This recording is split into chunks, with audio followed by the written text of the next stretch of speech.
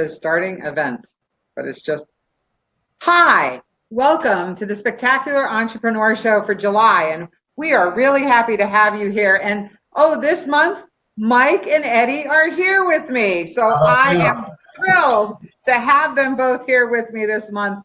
So it will be an even better show this month than last month. So guys, I am really glad to have you here. Yes, our technological presence is here. I know you both were with me in spirit last month, and I know it was all technical issues, so that's why they weren't here. But we do have Mike Macedonio and Eddie Esposito, who are actually co-founders and of the Incentive Program and Incentive franchises around the country. My name is in the world, actually. And my name is Nanette Polito, and I am an Incentive franchise owner here in Greater Cincinnati, Northern Kentucky. And it is awesome to have all of you here with us today. We have a great show that we're going to be putting on, and we're going to really be talking about a topic that is called bad referrals. So what do you do when you get a bad referral? How do you handle them? And Mike and Eddie are going to be able to give you a lot of great material on that. So I think with that, I'm actually going to shut off my camera so you can't see me while they're presenting. If you guys want to say anything, and then we'll come back to you so you guys can get the full effect of the slideshow. Mike and Eddie, I turn it over to you. Well, thank you, Nanette. You know, this topic of bad referrals is a frequent one we have, particularly business owners that are fully invested in building their business by referrals, building it by relationship. And let's face it, building your business around relationships and referrals is very time consuming. So when in the end you start getting bad referrals, it can be a little bit disheartening. So the purpose of this show today is to talk about, what is a bad referral and what do we do about it? Eddie, before we get started, anything you'd like to share? Yeah, and this particular topic is pretty good in the sense that it makes you take a bigger picture look at yourself, at what you're doing, at what you're saying, what your message is. It's got that one little thing. You say, I got a bad referral, makes you look a whole lot of different places to see what is behind it. So it makes you take a good look. It's good in a way because it makes you take a good look at all the things that are affecting your business, day to day. Yeah, and I think that's what today's show is going to do. Is we're going to go underneath the hood and look at areas that you may not even considered in the past. Truth or delusion, one of the benefits of referral marketing is you have other people to blame. That's sometimes the cases where we're blaming someone or something else when really what's in our control is the thing that we have the most ability to change. So let's get started on what is a bad referral. If you're thinking about that right now, what's going through your head, I appreciate if you go into the chat box and maybe write down a couple of things that would qualify as a bad referral.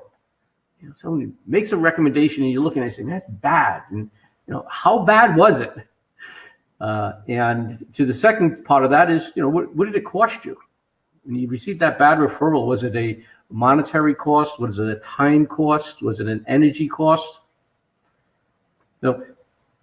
While we're getting responses in, Eddie, what are some of the responses you've heard about what made a bad referral?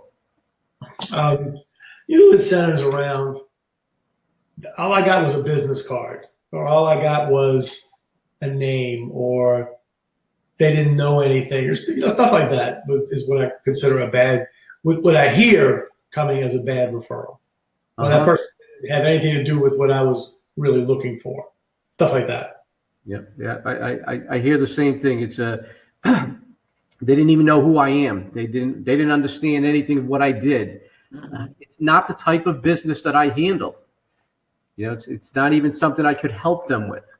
Have been responses I've gotten to begin a bad referral. Okay, or in some cases, they weren't ready to buy, and that's a bad referral for me. I need people that are in the market, need what I have, want what I have, and we can move forward. So one of the things we're going to talk about today is what are all of the opportunities that exist in this environment of getting a bad referral, if we didn't just quickly dismiss it, what other opportunities can we find, okay, in looking at this experience of a bad referral? So whatever that is for you, whatever that bad referral, just keep it in your mind, put it in the chat box. We'd really love to see those responses.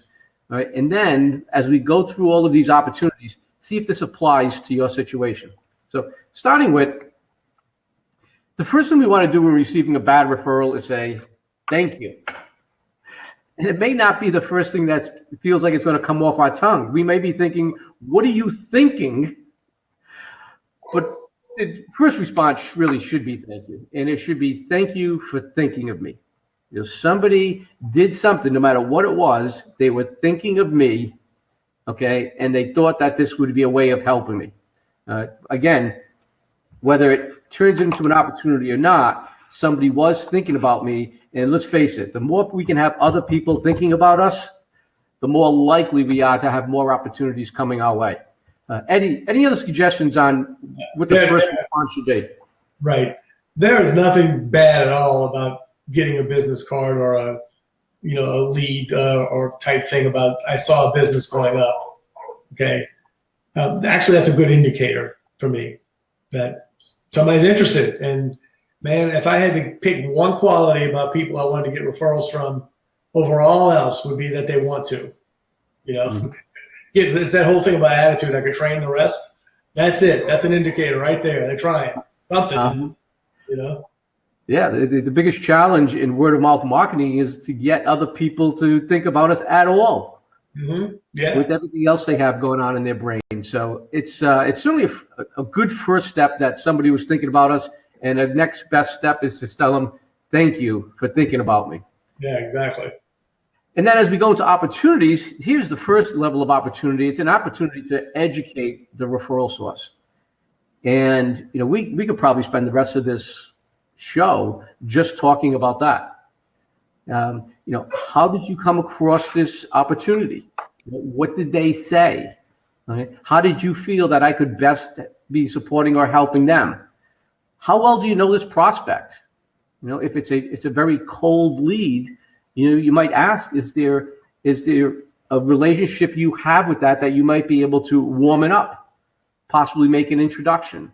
Okay, so there's all kinds of opportunities we can look at, ways to either enhance this bad referral, okay, or make them better in the future. Eddie, any comments on educating the referral sources? Yeah, and then another question would be to immediately first think about what am I really expecting from this person? And if it's somebody I've known a long time and I get something that seems a little off, I would say, well, I guess what's not clear? I'd have to look at myself and say, what can I do to make this more clear? Or I'd have to evaluate and say, well, maybe that's as good as that person is going to do with the type of business that I'm looking for. That might be as much influence or as much access as they have. So again, it goes to evaluating something in your business based on several factors: relationship, access, influence, those types of things. So yeah, it's good. Those moments were good for a good inner look. I recently had an experience where somebody that I have a relationship with referred me. However, it wasn't a referral for me to do more business or get business or to get the type of clients I want. He referred me, and it was kind of cold, and it was actually an opportunity for them to pitch me. And again, it still comes back to an opportunity to go back and say, tell me what you had in mind here, because the process here didn't feel like a true recommendation. It actually felt more like an ambush. How could we do this differently in the future? Yeah, and if you were to examine that, for a lot of the ones that I've seen, would be, people ask for an introduction and say, I know him. Okay. Introduce him to me next week. Okay, I will. And what did you introduce him to? Introduce him to a cold call. That's what you did. It's like, okay, you're sitting there, but you're still going to pitch somebody based on a simple introduction without doing the necessary discovery work to find out how it's best going to work. So again, that would turn what could have been a good referral technically turned out to be a bad one because at the appointment it just blew up. So again, it makes you take a good look at everything. I sometimes get people that are recommended, and it's like, what in my message is telling people that I want that? Okay, or are they just assuming they know the business well enough? And again, the door just got opened to have me better educate them as the type of work we do and the type of introductions we're looking for. Yeah, I agree. It's just lots of opportunities in that particular thing right there. Next opportunity is to learn how to say no, thank you. And I mean that on a couple of levels. For example, when somebody is passing me a lead, or they want to refer me something that is just not something I do, first I'm going to say thank you, but I also have to be comfortable to say, that's really not something that I participate in. That's really not something that I do. That's really not something I want to pursue. Okay? And to be able to say no, thank you. The other side of that is also when we have contact with the prospect and we're talking with them and we find out what they're looking for and how they want to do business is really not what we want. And to let the prospect know, well, I appreciate you contacting me. I love talking with you, and I don't think this is a good fit for the two of us. For some reason, I don't know why this is, but it seems like recently I've been talking to business owners, and they got this mindset that they have to take it all, or they have a responsibility to do business with anybody that comes through the door or gets on the phone. You see what I'm saying there, Eddie? Yeah, and again, so the question being, kind of in a way, what led you to believe this was something, like, how did you see this referral and think that it was good for me? And how did you do that? And you probably find out that they were either misinformed about what it is that you need somehow, misunderstood something, or just trying to do something good, and just grasped one out of the air and did it, so you probably find out, you find out exactly how it happened, which is important. Because again, that want-to factor, if they really want to, then let's teach them what we really want, And then there's also another opportunity here, I guess, if that's somebody they're close to and has referred them, or just by miscommunication did it that way, then we'll be like, all right, well, I don't see that really as being real good for me. Is there anything that maybe that would help you with that person? So if I was to go sit down for an appointment or something like that, it would be with the idea of referring that person back to the same person, customer that it is. That often happens. They'll refer a customer to you. So I kind of examine all the angles, but mostly it'd be about, all right, how did you come to the conclusion that was good for me, and what do I have to straighten out so we get it right? Yeah, I welcome every opportunity. But I welcome it because I'm in a position where to say, this is something that I would like to do, or this is something I don't want to do. Yeah. And if that's the case for you, and I guess that's really why I have such an openness to taking, anytime someone wants to recommend me, and a lot of people around me always want to make it, the perfect referral. They want the ideal referrals. It's like, look, what does it cost me to talk to anybody that wants to talk to me about my business? Going to cost me a little bit of time, and so at the end, we should be able to quickly determine on their side or on my side whether this is going to be a good fit. And so I'm very open to taking really any type of referrals, again, including leads. And we're going to talk a little bit about again, even opportunities there. So the next we're going to talk about is refining your referral receiving process so you can quickly qualify the prospect. And that's what I'm kind of talking about when I get these leads. The lead may be something I just come back and say, hey, listen, I think this might be an opportunity too. What's your expectations of me with this lead? And they maybe say, I want you to call them and tell them what we do. And I'm like, hey, I appreciate you. Do you mind if I just sit on this one right now? And the reason I'm saying that is because this could be a good opportunity, but I might have to go into maybe someone else in my network that knows them at a level we might be able to get a better introduction, or maybe have them better informed of what we're all about. And again, it's about, you know, managing the expectations of something I'm not sure I want, or maybe I don't even think I want. But here's where the catch can come in. Is if I don't have a defined referral receiving process, I can spend a whole lot of time with prospects that are not qualified, because I don't have specific qualifying questions in place. I don't have enough information. And what I end up doing is being at the mercy of the prospect, of trying to give them everything they want, not even understanding what the need is. Yeah, and there's an extra layer of obligation there, because the referral source is wanting you to do these things as well. And so you got the prospect and you got the referral source to nurture in that thing. So having your referral receiving process, which by the way is pretty seamless, it's not as complicated as it might sound, but basically I think you need to know two things in there: was what shade of the 10 shades of referral you got, and how to move it up to the next 2 or 3 and see where it goes. And also understanding what your sales cycle looks like, and realize a referral doesn't have to be somebody who's ready to buy right now. A referral could be somebody who's just getting on the list, because people move through stages of being ready to buy. You know, it's not often that they walk in right on an impulse and buy. Certainly it happens. But the idea is sometimes they got to go through 3 or 4 phases of increasing their awareness, identifying the need, sitting around looking at options, and then buying. So might one of those, quote, bad referrals just be to a place that's lower in the beginning of the sales process.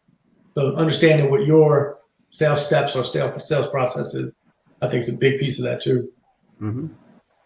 Yeah, if you really start to break it down, most businesses can qualify or disqualify a prospect in sometimes as little as 5 minutes.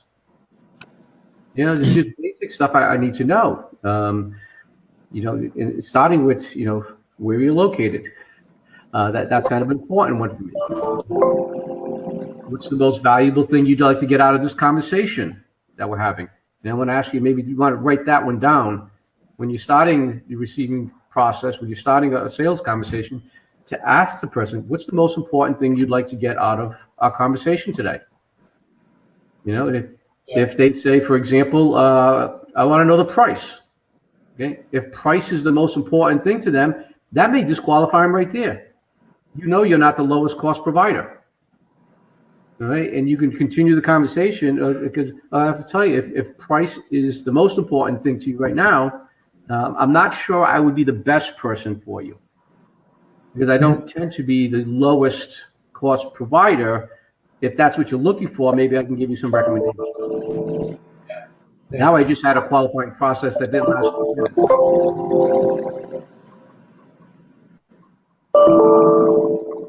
I don't know where that's. It's mine, sorry. No. That's the technology guys showing up there. Shutting it down. All right, let's look at another opportunity we have.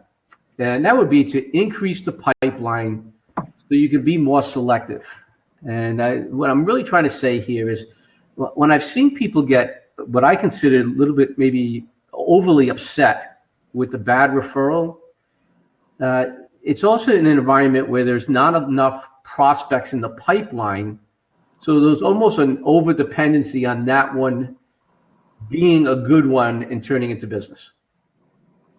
See, when you get lots of activities with prospects, you got 2 things that are going on. First of all, you're not relying on that 1 or that 2, to make payroll. Okay, starting with that, there's no desperation around it. And the second great advantage there is, when you have enough prospects that are coming into the pipeline, you can be selective in saying that one. That's a good one for me. Okay, these here I may want to recommend to somebody else, but you can stop picking the higher quality.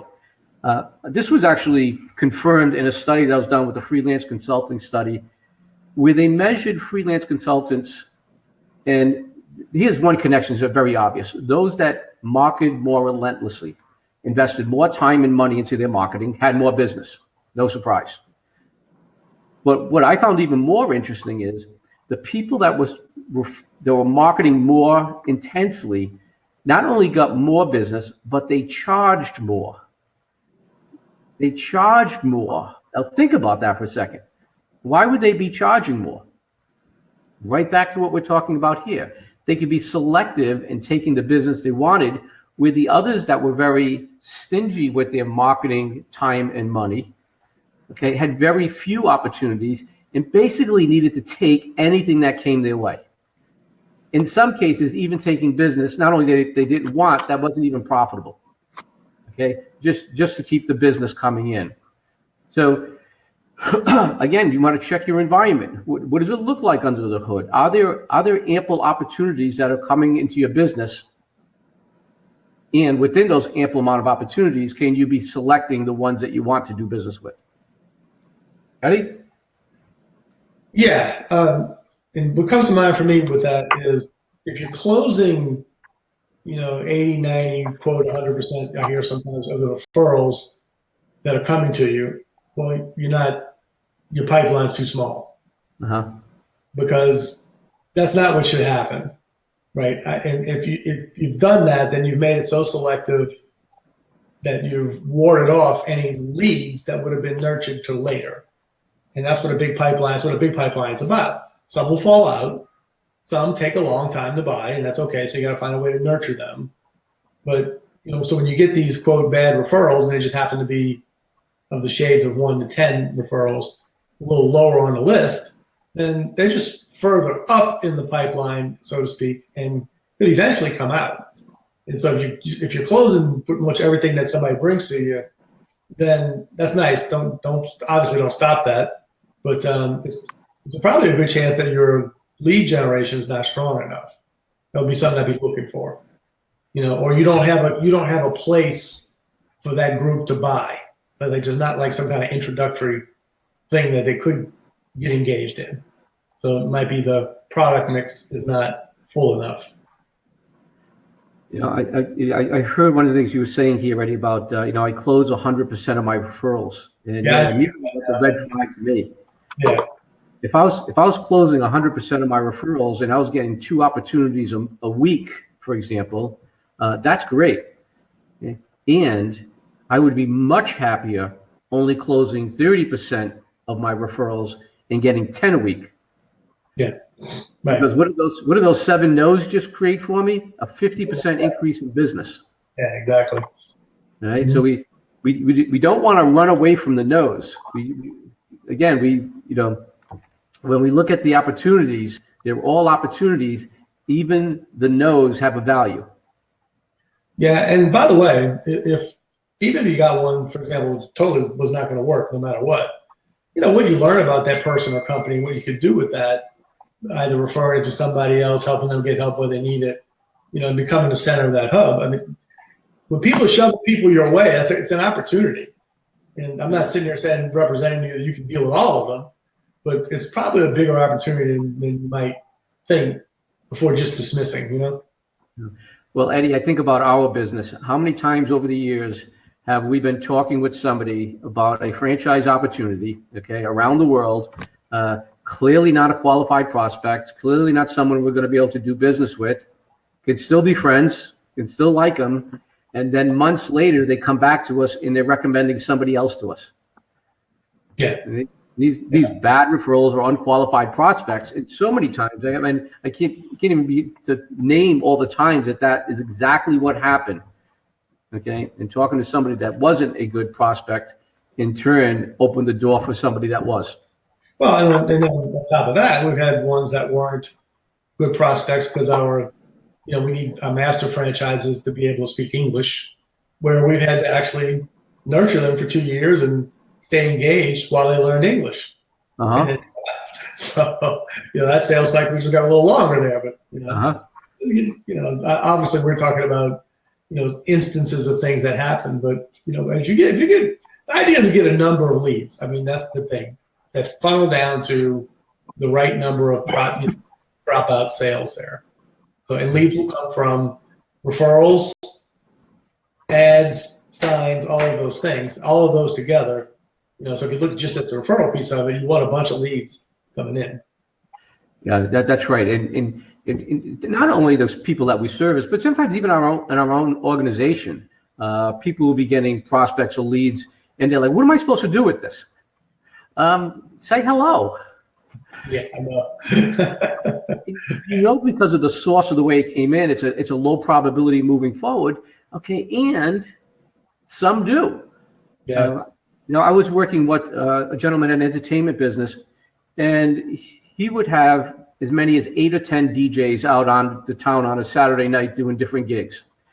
He also did the video work. He had a pretty healthy entertainment business, and he had a very good referral system. He had some good venue contacts that almost used him exclusively, right? And he also did online marketing. And when I asked him, I said, "What's the biggest challenge you have in your business?" He goes, "I got to tell you," he goes, "I just can't stand it when these people are contacting me, okay, and they want to price shop me against some guy that does DJing on the weekend, part-time for $65 a gig." He goes, "I can't afford to do that business." He goes, we need to start at like 400 or 500, and I'm getting price shopped against somebody that's on Craigslist for 65. I said, "All right, so let's talk about that. Where's all that coming from?" He says, "Well, it's mostly my online marketing, my Yelp ads." He's showing all the different ways that he was marketing. I said, "Great." I said, "Do any of those turn into good deals?" He goes, "Oh yeah. He goes, not a lot of them, but it could be 10%. I said, "Well, we don't want to turn that off, do we?" He goes, No, I just don't like going back and forth with them. Well, right. Which again, see right there, that is now we're starting to identify other things in the business, because if you're stressed for time to deal with leads, then we have kind of a capacity thing going on, right? So these types of things bring up a lot of stuff. I know you don't like dealing with stuff that doesn't pan out, This was coming right back to our previous conversation, which your referral receiving process. Now, there were two things that I knew. I knew he hated negotiating on rate and tried to justify why he's significantly more expensive than everyone else. But he also shared with me that when he gets an opportunity to sit down with somebody, or at least have them on the phone, to do a true consultation of what they're trying to get out of their event, what type of event they're trying to hold, what are all the needs that they have. And he wouldn't say that. He goes, "I don't want to say this, but I'm pretty much 100%. I don't ever want to say I'm 100%, but almost everybody, okay, ends up going with my company if I have a conversation with them." We had to make one tweak. Actually, there's 2 tweaks. The first tweak is we don't negotiate by email. Right? Step number 1, we're not going to negotiate by email. Step number 2 is when we get those leads in, we invite them to have a conversation. Even if they lead with, "What is your rate?" Our response would be, "I don't know. I would really need to know exactly what type of event you're trying to put on. Okay, would you be willing to have a phone call?" Now, if they weren't willing to have a phone call and have that dialogue, they simply got put aside. And those that were willing to have a phone call were going to be good prospects and most likely good deals. Mm-hmm. All right, so let's look at another opportunity we have. Discover the sales mindset issues that are adding energy to the problem. And what I'm really talking about here is the notion of sales phobia. Let's face it, most of us, not all, but most of us got into business because we just love what we do. Okay, I love the work that we do in Ascentive. Right? Most people that we work with are extremely passionate about their trade. Didn't necessarily get into the business because I really feel like going out there and doing the sales of the business. And without it, of course, we don't have a business. So one of the self-reflections we want to look for here is there a sales mindset, okay, or something in sales that's making us uncomfortable, so that when these prospects are coming to us, it's the sales process that's causing discomfort, in that this company is adding energy to us, looking at it as a bad referral, okay, or someone that's not going to buy. Eddie, do you think some other mindset issues around sales that add energy? No, the sales is definitely one of them. I think we kind of jokingly call it the elitism about I don't look at the type of prospect, or that referral's too low for me kind of thing. It really comes from not understanding the buyer's process, which is most important, by the way, not your selling process. How do buyers buy? Mm-hmm. And yeah, just being closed mindset to the idea of finding different ways to help people say yes, I think would be one of the things. Like, I've got one way I do it. You're just saying, I know that when I sit down and have a conversation, I close it. Well, of course, that's the last step in the process, right? They're at an evaluate stage at that point, but it'd be an open mindset to setting up things that are easier for people to refer to and working from that stage forward. For example, rather than have the person sit down one-to-one for a conversation, we all want that one. Well, how can I engage that person much earlier, through a casual introduction or whatever, and then open you up. So the fixed mindset being, I'm only going to do it this way, and the open, the growth mindset piece of it being, I'm going to add some capacity to this thing by opening up some doors that will lead me to the same people. Just they'll take a little longer to come through the process. Eddie, we got a lead in yesterday from a gentleman, and he wanted to know more about Ascentive. He came through the website, and so I reached out to him and said, hey, can you give me a little bit of information, where you're located, what are you looking for, how do you think we can support you?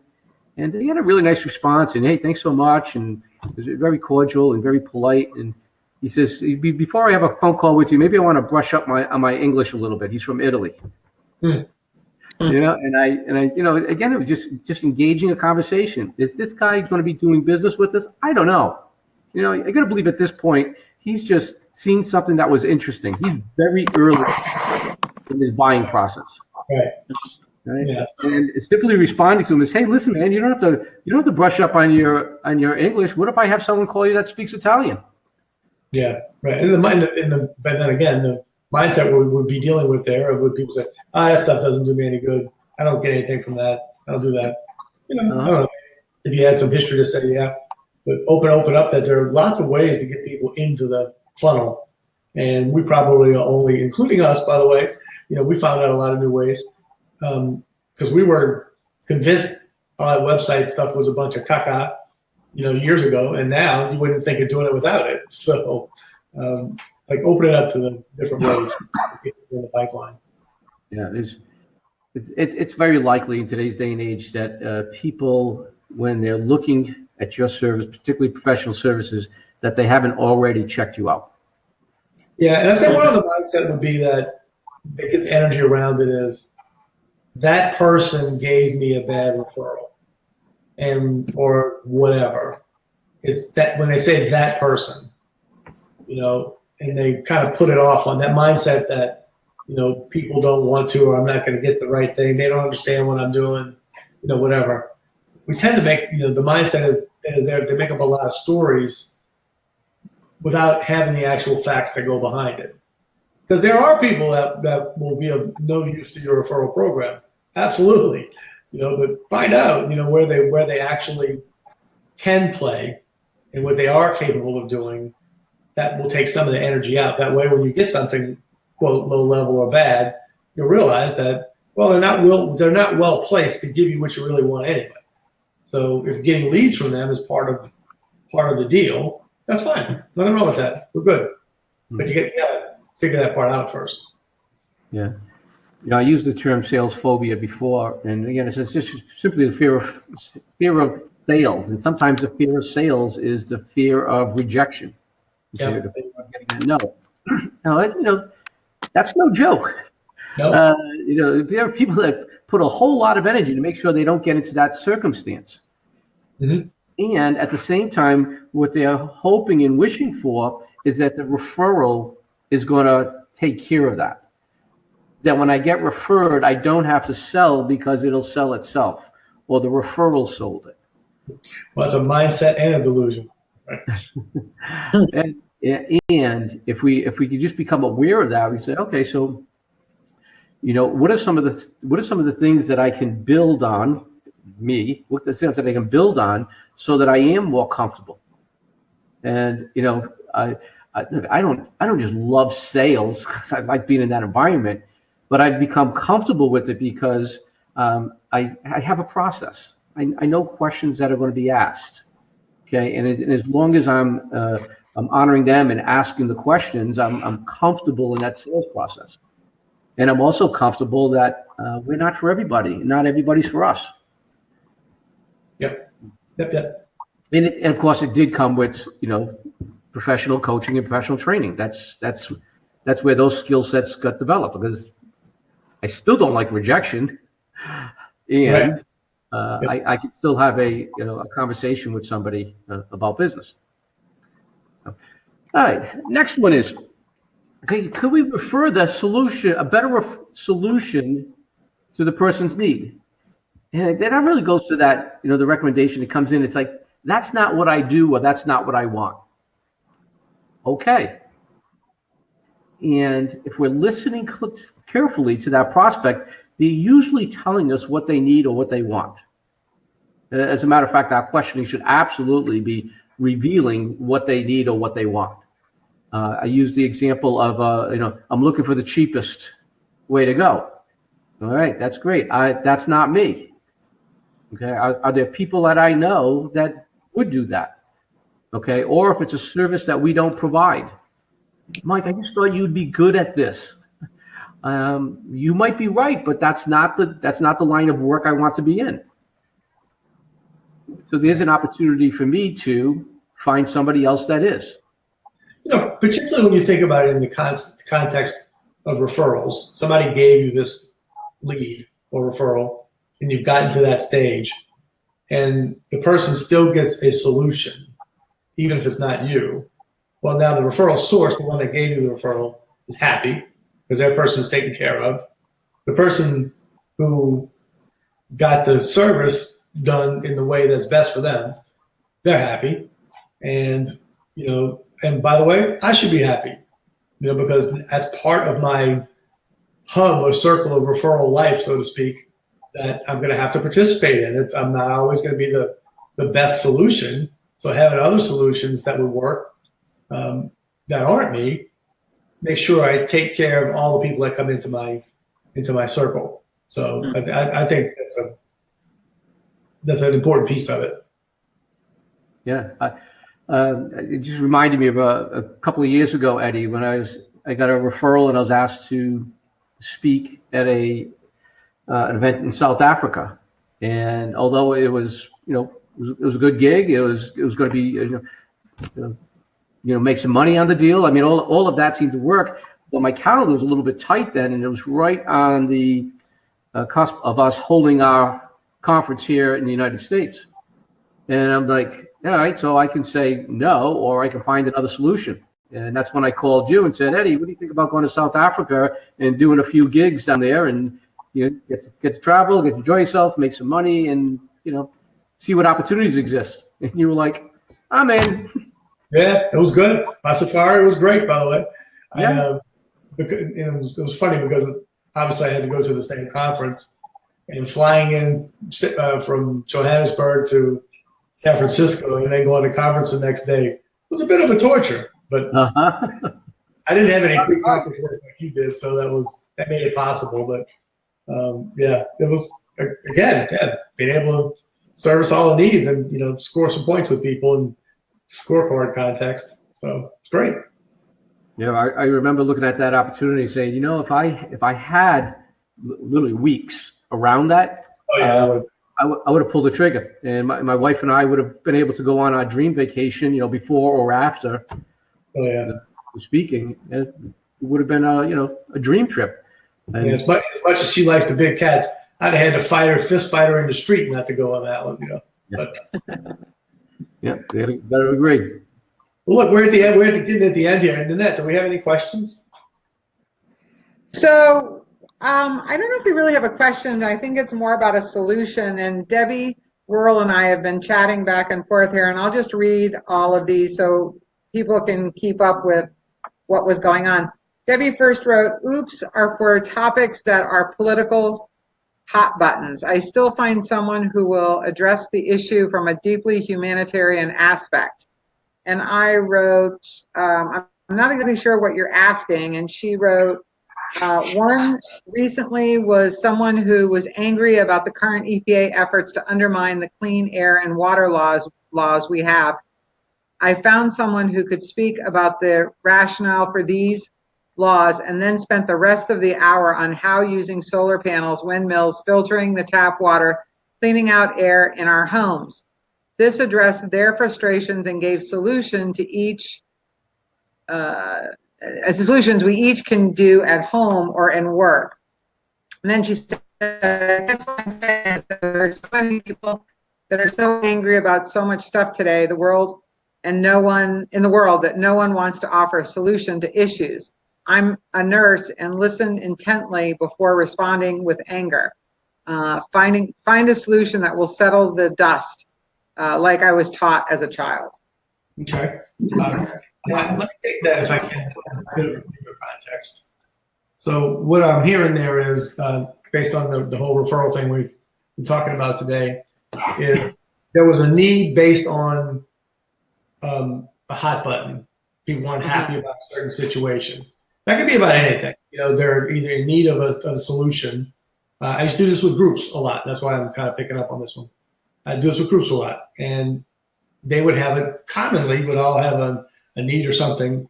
So I would have to have somebody, I would arrange for somebody to come speak to that group. Now, in the referral context, that person I had come speak, I referred him a speaking engagement to put him in front of the audience that would have the need or at least the interest in whatever he had. Okay. Now, the guy, as described here, came in and talked about the problem and then had a solution that apparently he also sold. So that's a delicate spot, because if you're having people come in to listen on an issue, and as a person who's got expertise in it, the delicateness comes in from him not only telling the solution, but selling the solution. And there could be a kind of a conflict of interest there. Handled well, it's great. No problem. And that absolutely is a way to do several things at one time. It's a way to score points. I say points. When I say score points, is increase my relationship with the group that has the angst.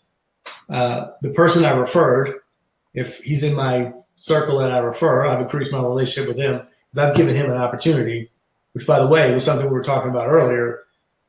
If you get a bad referral, it might be because you don't have easier opportunities to be referred, like this, for example, where you just get in front of a group, as opposed to having to want to sit down immediately to talk about putting solar panels on the house.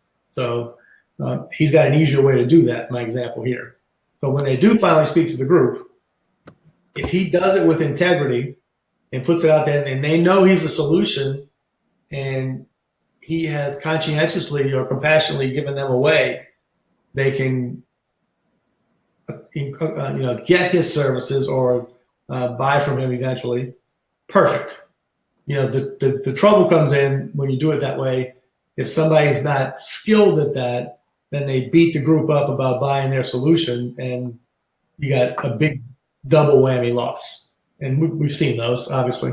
But that's what I'm saying. I'm taking our thing there about a hot button into a bigger context. It could apply to anything. A need, a hot button, or something that group has an interest in. Getting a person to come there, address it, and if they have a solution that they can offer out, fine. As long as they do it in a fashion that's respectful of how it was done, it's a great referral process, actually, and a great outcome for everybody.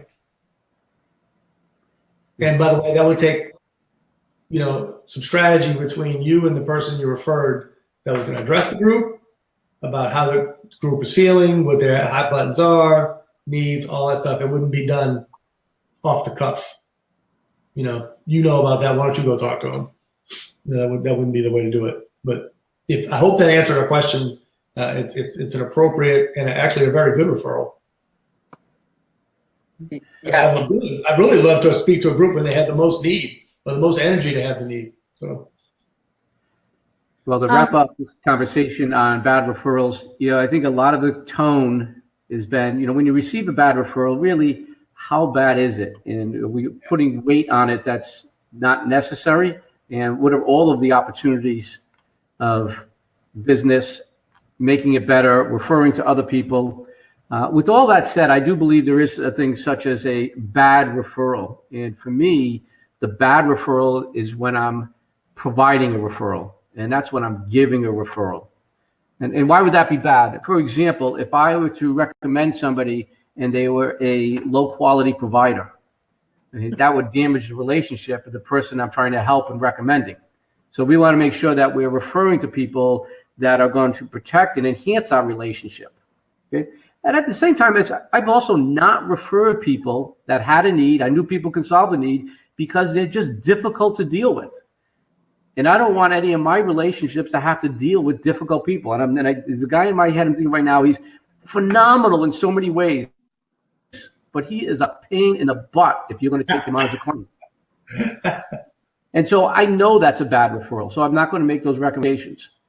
So I think when we think about bad referrals, I think the most important thing for me is we have to be thinking about when I'm initiating those introductions, when I'm making those opportunities, am I taking the best providers? Am I recommending people that you would want to do business with?